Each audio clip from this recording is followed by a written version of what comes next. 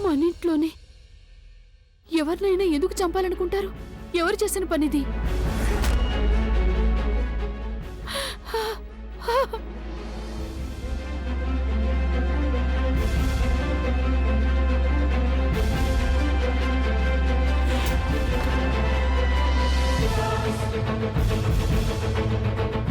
ఎందుకింత పనిచేస్తారు మీరు? అంటే ఇక తప్పకుండా ఏదో చెడు జరుగుతుంది. ప్లీజ్ ఈ కోరుకో. నువ్వు ఒక చదువుకున్న ఆడపిల్లవి, నర్స్వి. నువ్వెందుకు ఇలాంటి మూఢనమ్మకాలు నమ్ముతున్నావు? మరి అలాంటప్పుడు ఎందుకు ముట్టుకున్నావు నువ్వు? ఇప్పుడిక ఎలాంటి అనర్థం జరుగుతుందో ఏమో. నానమ్మ, అలాంటి ఘోరాలేవి జరిగిపోవు. ఎందుకు అనవసరంగా అలా కంగారు పడుతున్నారు? లేదు చిన్న, నువ్వు అర్థం చేసుకోవడం లేదు. ఇదేమంత అనవసరమైన సంగతి కాదు. అమ్మగారు, మీరు ఎందుకు ఇంత కంగారు పడుతున్నారు? ఎలాంటి ప్రమాదం లేదు. జరిగేదంతా చాలా ప్రమాదకరం. ఇందాక పండితులు వారు ఏం చెప్పారు మనకి?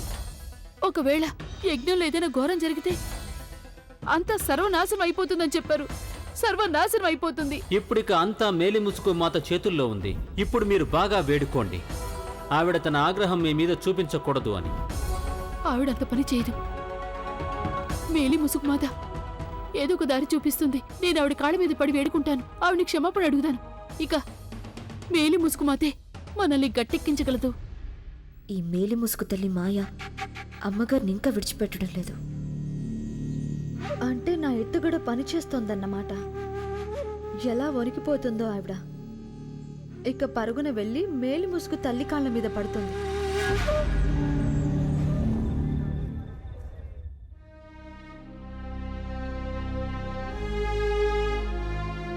అమ్మగారు, ప్లీజ్ కాస్త మంచినీళ్ళు తాగండి.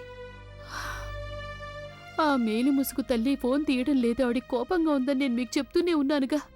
ఏం జరుగుతుందో ఏమో. నా కుటుంబాన్ని ఎలా కాపాడుకోవాలి? అమ్మగారు, నా ఉద్దేశంలో ప్రస్తుతం మనం మిగతావన్నీ మర్చిపోయి కేవలం బాబుగారి గురించి ఆలోచించాలి. బాబు ఎంత సంతోషంగా ఉన్నారో మీకు కూడా తెలుసు కదా.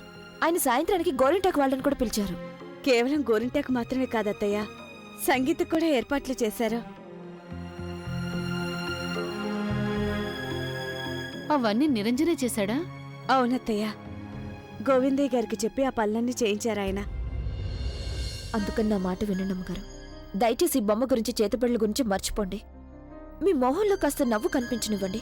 అది కష్టమేనని నాకు తెలుసు. కానీ ఆ పని నా కోసం కాకపోయినా మీ నిరంజన్ కోసమైనా చేయగలరు కదా.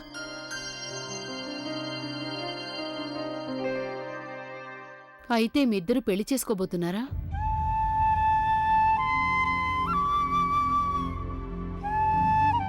అవునమ్మగారు, ఇవాళ సాయంత్రమే నాకు గోరింటాక్ ఫంక్షన్. ఈ పెళ్లి గోరింటాక్ ఫంక్షన్ నేను సాగర్ ఇష్టపడి చేసుకోవట్లేదు. ఇదంతా బాబుగారి సంతోషం కోసం చేస్తున్నా. గోరింటాకా? ఇది చాలా సంతోషకరమైన విషయం కదా. అయితే వెళ్ళి గోవిందయ్య గారికి చెప్పండి. ఆయన గబగబా గోరింటాకు రుబ్బాలని చెప్పండి. అందులో నూనె కూడా కలపాలి కదా. అప్పుడేగా గోరింటాకు బాగా పండుతుంది. నీ అరచెయ్యి, కోడలి అరచెయ్యి.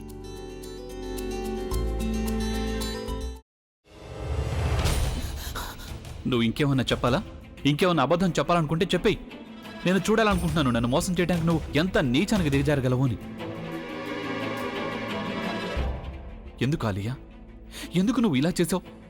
నీకు తెలుసు కదా, నానమ్మ తర్వాత నీ ఒక్కదానిని కదా నేను పూర్తిగా నమ్మేది.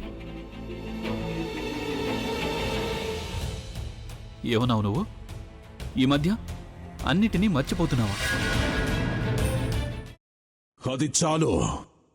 వాటిలో ఉన్న శక్తి విషయాన్ని గ్రహించి మనకు వివరిస్తాయి.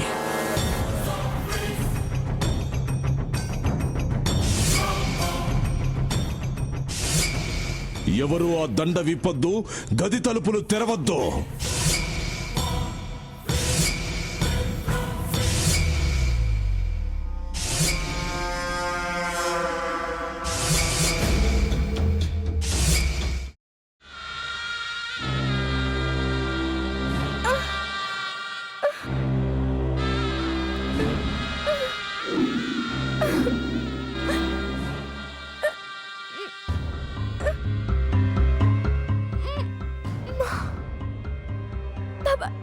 వద్దు బాబాయ్, నేను చేయొద్దు బాబాయ్, ప్లీజ్ బాబాయ్. నీకు నిజం తెలిసినప్పుడే నా ఆలోచనలో నువ్వు చచ్చిపోయావు. అబ్బా ప్లీజ్ కొంచెం తినండి ప్లీజ్. భీమారావు గారు మీరా? ఇగో మీరా కాదు సక్కుబాయ్. అవును, మీ పనామే లేచిపోయిందని చెప్పి కంప్లైంట్ ఇచ్చినావు కదా. రేయ్, ఆయన కంప్లైంట్ ఇచ్చింది లేచిపోయిందని కాదు, కనిపించడం లేదు అని. అట్లానా? సరే మేడం. ఇడియట్. ఆ వంట మనిషి పేరేంటన్నారు? రత్తాలు మేడం. ఏం పెద్ద మంచి, నీ వంట మంచిని కూడా మేడం అని పిలుస్తావా? రేయ్ హాఫ్ బ్రెయిన్,